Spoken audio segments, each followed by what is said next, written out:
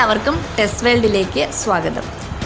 അപ്പോൾ ഇന്നത്തെ എൻ്റെ വീഡിയോ ഒരുപാട് ഔഷധ ഗുണങ്ങളുള്ള ഒരു അത്ഭുത ചീര എന്നൊക്കെ പറയാവുന്ന ഒരു ചീരയെക്കുറിച്ച് നിങ്ങളെ പരിചയപ്പെടുത്തുന്നതിനും അതുപോലെ അതിലുണ്ടാകുന്ന പൂവ് എങ്ങനെയാണ് വളരെ സ്വാദിഷ്ടകരമായ രീതിയിൽ അല്ലെങ്കിൽ എൻ്റേതായ ശൈലിയിൽ ഞാൻ എങ്ങനെയാണ് തോരൻ വയ്ക്കുന്നതെന്ന് നിങ്ങളുടെ അടുത്ത് പറഞ്ഞു തരുന്നതിന് വേണ്ടിയിട്ടാണ്. നിങ്ങളിൽ പലർക്കും മനസ്സിലായിട്ടുണ്ടാവും, ഇതാണ് അഗസ്ത്യ ചീര അല്ലെങ്കിൽ അഗത്തി ചീര.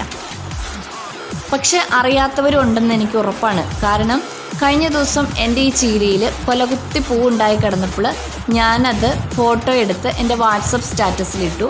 അപ്പോൾ എൻ്റെ ഒരുപാട് ഫ്രണ്ട്സ് എൻ്റെ അടുത്ത് ചോദിച്ചു, ഇതെന്ത് ചെടിയാണ്, ഇതിൻ്റെ ഒരു കമ്പ് ഞങ്ങൾക്ക് തരുമോ എന്നൊക്കെ. അപ്പോൾ എനിക്ക് മനസ്സിലായി പലർക്കും ഇതിനെക്കുറിച്ച് അറിയില്ല എന്ന്.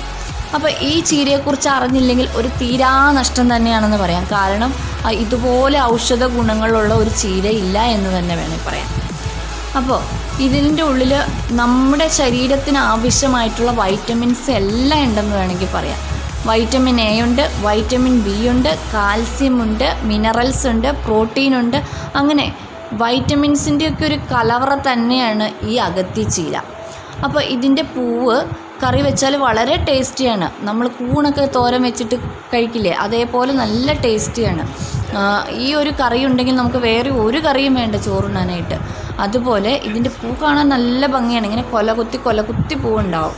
ഇതിൻ്റെ ഇലകളും കറിയായിട്ട് വയ്ക്കും, തോരനൊക്കെ വയ്ക്കും. പക്ഷെ ഞാൻ വച്ചിട്ടില്ല. കാരണം അത് ഞാനിങ്ങനെ വായിൽ കടിച്ച് നോക്കുമ്പോൾ എനിക്കൊരു കയ്പ്പ് രസം ഫീൽ ചെയ്യുന്നതുകൊണ്ട് ഞാനത് തോരൻ വെച്ച് നോക്കിയിട്ടില്ല. പക്ഷേ ഇനി കുറച്ച് എടുത്തിട്ട് തോരൻ വെച്ച് നോക്കിയിട്ട് ടേസ്റ്റി ആണെങ്കിൽ ഞാൻ തീർച്ചയായിട്ടും ഇതൊരു വീഡിയോ ആയിട്ട് ചെയ്യും. അത് വളരെ ഔഷധ ഗുണമുള്ളതാണ്. അതുകൊണ്ട് തോരൻ വെച്ച് ഒന്ന് നോക്കണമെന്നൊക്കെ എനിക്കുണ്ട്. അപ്പോൾ ഞാൻ വെച്ചിട്ട് നല്ലതാണെങ്കിൽ നിങ്ങൾക്ക് തീർച്ചയായിട്ടും വീഡിയോ ആയിട്ട് ഞാൻ ഇടുന്നതായിരിക്കും.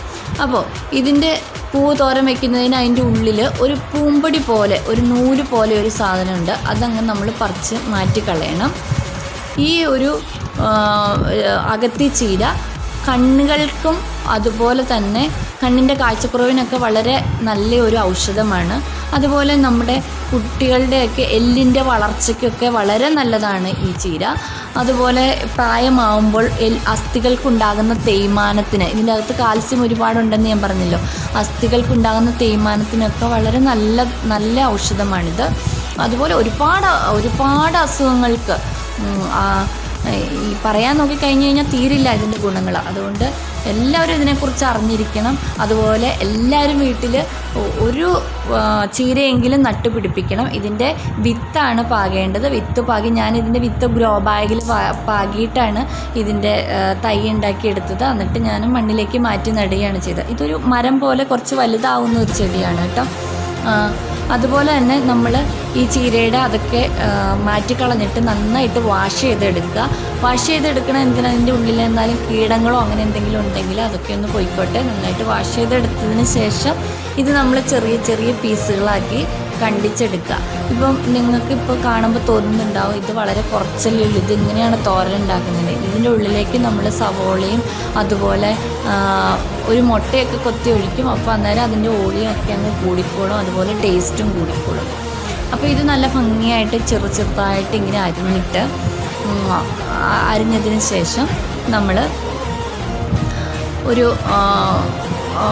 ഇതിന് വേണ്ട ഇൻഗ്രീഡിയൻസ് ഞാൻ പറയാം. കുറച്ച് എണ്ണ വേണം, അതുപോലെ തന്നെ കുറച്ച് കടുക് വേണം, കുറച്ച് ഉപ്പ് വേണം, അതുപോലെ ഒരു മുട്ട, 1-2 മുട്ട ആയിക്കോട്ടെ. പിന്നെ കുറച്ച് മഞ്ഞൾ വേണം, സവോള വേണം, കരിയാപ്പില വേണം, ഉള്ളി വേണം, കാന്താരി വേണം, കുറച്ച് തേങ്ങ വേണം. അപ്പം ഞാൻ എൻ്റെ തോരനെല്ലാം തന്നെ ഞാൻ കാന്താരി മുളകാട്ടോ അരയ്ക്കുന്നത്. അത് പഴുത്ത കാന്താരിയല്ല, പച്ച കാന്താരി നോക്കിയിട്ട്. കുട്ടികളൊക്കെ ഉള്ളതുകൊണ്ട് ഒരുപാട് എരിവ് ഇടില്ല, കുറച്ച് മുളകിടും. അപ്പം നിങ്ങൾ ആ മുളകിടുമ്പോൾ നിങ്ങൾ ശ്രദ്ധിക്കുക, നിങ്ങൾക്ക് എരിവ് വേണമെങ്കിൽ അതിനനുസരിച്ച് മുളക് നിങ്ങൾ കൂട്ടിയിട്ടോളണം. അപ്പം നമ്മൾ ഈ പാൻ വെച്ച് കഴിഞ്ഞിട്ട് അതിലെ വെള്ളമൊക്കെ ഒന്ന് പോയതിന് ശേഷം അല്ലെങ്കിൽ വറ്റിയതിന് ശേഷം മാത്രമേ നിങ്ങൾ എണ്ണ ഒഴിക്കാവുള്ളൂ. എണ്ണ ഒഴിച്ചിട്ട് ആ എണ്ണയൊന്ന് നന്നായിട്ട് ചൂടായതിന് ശേഷം മാത്രമാണ് കടുകിട്ട് കൊടുക്കേണ്ടത്. അപ്പോൾ ഇവിടെ ഞാൻ പാൻ അടുപ്പത്ത് വെച്ച എണ്ണയൊക്കെ ഒഴിച്ചു.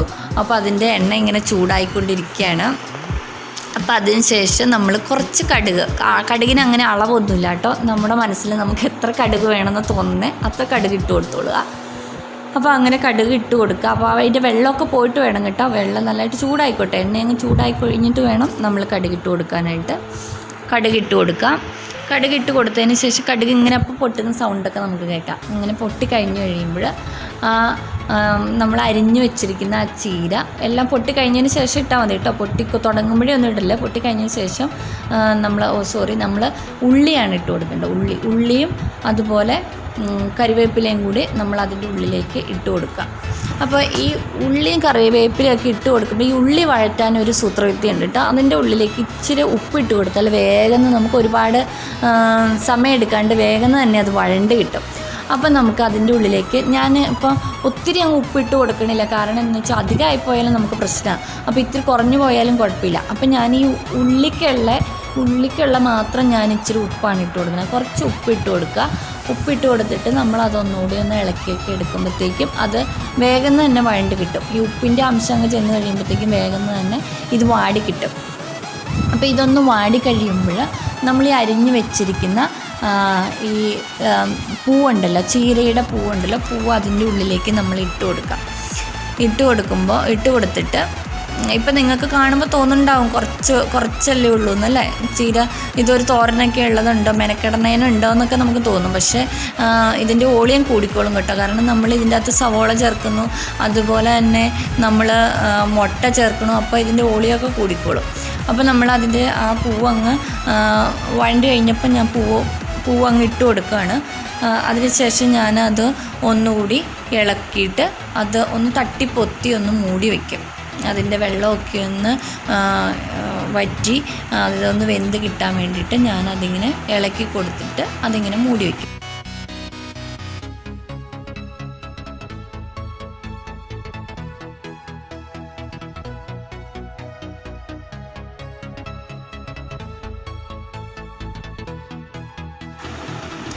മൂടി വെച്ചിട്ട് ഇനി നമുക്ക് അടുത്ത പരിപാടിയിലേക്ക് പോകാം.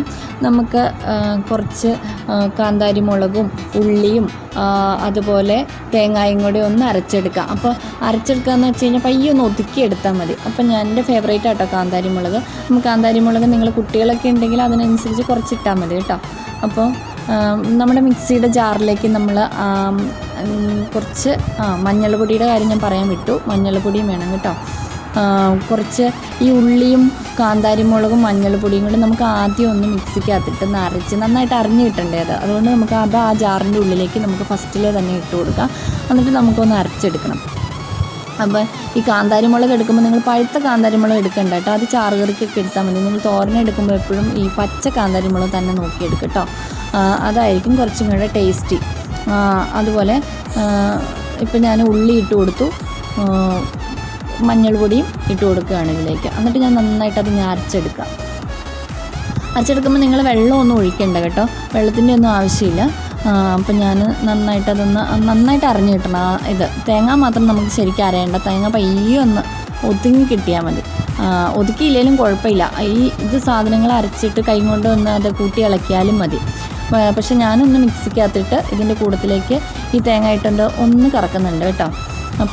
പക്ഷെ അരഞ്ഞു പോകാണ്ട് നിങ്ങൾ പ്രത്യേകം ശ്രദ്ധിക്കണം. നമ്മൾ ഈ കപ്പപ്പുഴുക്കിനൊക്കെ അരക്കില്ലേ, അത്രയും അരഞ്ഞാൽ മതി കേട്ടോ. ചെറുതായിട്ട് ഒന്ന് ഒതുക്കിയെടുക്കാമെന്ന് പറയും, അങ്ങനെ ഒതുക്കിയെടുത്താൽ മതി. അപ്പോൾ നിങ്ങൾ മിക്സിയിൽ ജാറടച്ചിട്ട് ഒന്ന് അടിച്ചു കൊടുക്കുക. ജസ്റ്റ് അടിക്കാവേ ഉള്ളൂ. എന്നിട്ട് ഇത് നമുക്ക് ആ ഫ്രൈങ് പാനിൻ്റെ ഉള്ളിലേക്ക് മൂടി തുറന്നിട്ട് ഇട്ട് കൊടുക്കാം.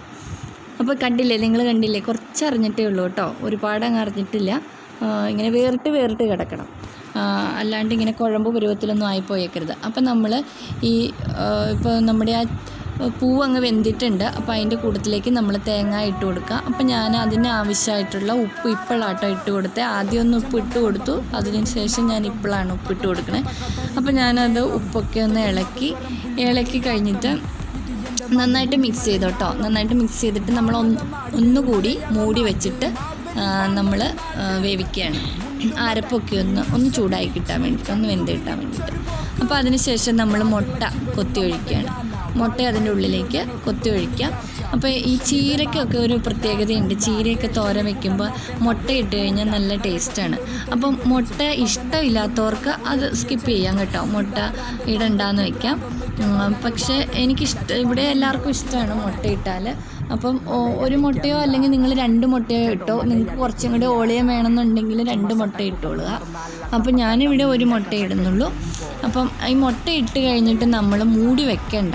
കാരണം അത് ഒട്ടി കിടക്കാണ്ട് ഇങ്ങനെ ഒന്നിനോട് വിട്ട് കിടക്കണം അതുപോലെ. അതായത് അങ്ങനെ ഒട്ടിക്കിടക്കരുത്, ഇങ്ങനെ വേറിട്ട് കിടക്കണം. അങ്ങനെ വരാൻ പാകത്തിന് നിങ്ങളത് ഇളക്കിക്കൊണ്ടേയിരിക്കണം, അല്ലെങ്കിൽ അടിയിൽ പിടിച്ചു പോകും. ഈ മുട്ട ഇട്ട് കഴിഞ്ഞാൽ പിന്നെ അടിയിൽ പിടിക്കാനുള്ള ചാൻസസ് കൂടുതലാണ്. അപ്പോൾ നിങ്ങൾ ഫുള്ള് ഇളക്കിക്കൊണ്ടിരിക്കുക. ഇത്രയേ ഉള്ളൂ ഈ തോരൻ. നമ്മുടെ സ്വാദിഷ്ടകരമായ അകത്തി ചീരയുടെ പൂവ് തോരൻ റെഡിയായി കഴിഞ്ഞു.